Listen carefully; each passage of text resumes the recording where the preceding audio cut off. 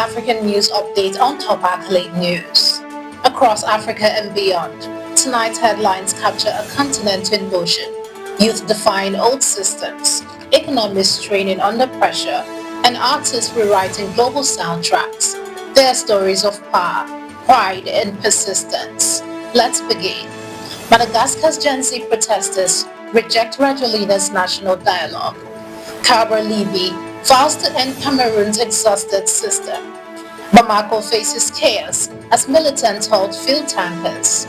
World Bank dashes Nigeria's hope for single-digit inflation.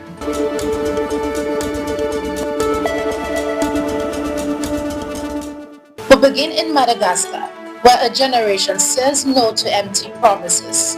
Youth protesters in Madagascar have rejected President Andry Rajoelina's call for national dialogue, accusing his government of repression after weeks of deadly demonstration demanding political reforms.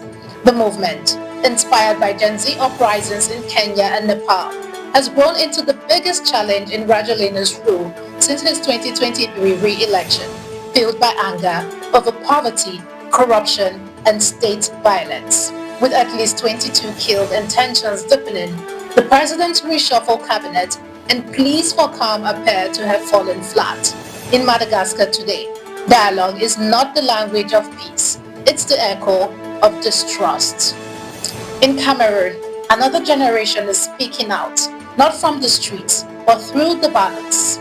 Cabral Libii, presidential candidate of the Cameroonian Party for National Reconciliation, says his campaign represents a new generation ready to lead, pledging industrial reform, youth empowerment, and federal governance to replace Paul Biya's 43-year-old regime. It decried waste, scandal, and stagnation under the ruling system, promising a Cameroon that protects and unleashes potential through innovation and agricultural revival. His message to voters is that the old guard has run out of ideas. It's time for renewal. From politics to pressure, Mali's capital is running dry, not out of ideas, but of fuel. Several fuel shortages have hit Mali's capital, Bamako, as militants from JNIM block fuel tankers from Senegal and Ivory Coast, triggering chaos at gas stations and sparking public frustration. The siege, now in its fifth week, has crippled transportation, inflated prices, and strained daily livelihoods across the city. Despite military escorts, the junta has struggled to secure critical supply routes, raising questions about its control over the rest of the Sahel region. In Mali's fight against insurgents, even a drop of fuel has become a weapon of war and a symbol of the state's fragility. Meanwhile, Nigeria faces its own kind of shortage, the shrinking value of a stable price tag. The World Bank has warned that Nigeria's goal of achieving single-digit inflation soon is unrealistic, projecting the country will remain among 9 African nations stuck in double-digit inflation through 2025. Despite government reforms such as FX unification and subsidy removal, the bank says structural weaknesses, currency depreciation, energy costs, and food supply issues continue to fuel instability. While most African economies see prices easing, Nigeria remains an outlier. For millions of Nigerians, inflation is no longer a statistic, it's a daily survival test. You're watching the African News Update on Top Accolade News. Do stay with us. Still to come.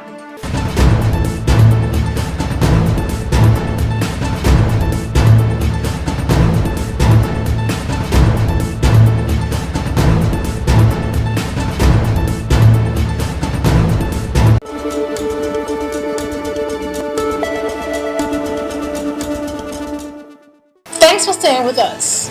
Now to the Sahel, where truth itself is under arrest. Burkina Faso's military government has detained 8 staff members of the Netherlands-based international NGO safety organization, accusing them of spying and treason after the group's suspension for allegedly collecting unauthorized data. Those held include other nationals. INSO has rejected the accusations, insisting its work only supports humanitarian safety. The arrest deepens tension between Burkina Faso's junta and Western partners as it aligns more closely with Russia. In today's Sahel, information has become as dangerous as a weapon. Just across the border in the DRC, justice speaks loudly even if peace still whispers. A military court in Beni, Eastern Democratic Republic of Congo, has sentenced 23 people to between 5 and 20 years in prison for collaborating with the Allied Democratic Forces, an Islamist group linked to the Islamic State. The conviction on charges of terrorism, criminal conspiracy, and financing insurgency mark a major step in the DRC's fight against armed groups destabilizing the East. Civil society hailed the ruling as a victory for justice, even as appeals loom. In a region scarred by fear, this verdict signals that impunity may finally be losing ground. From conflict to culture, Nigeria's Afrobeat stars Wizkid, Burna Boy, and Ayra Starr has officially submitted entries for the 2026 Grammy Awards, eyeing top honors including Record of the Year, Album of the Year, and Best African Music Performance. Wizkid's Mariah and Piece of My Heart, Burna Boy's No Sign of Weakness, and Ayra Starr's Hot Body headlined his submissions, marking a bold bid to dominate not just African but global categories. From Lagos to Los Angeles, Nigeria isn't just part of the music conversation, it's setting the rhythm of the world. And finally on the field, pride not points drives the next clash in Southern Africa.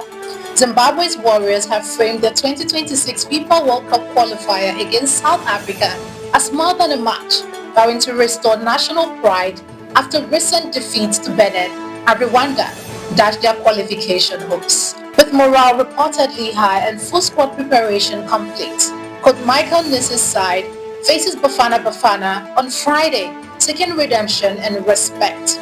For a nation starved of football glory, the clash isn't about points, it's about pride reborn on the pitch. Across Africa tonight, people are pushing back, speaking up and reaching out.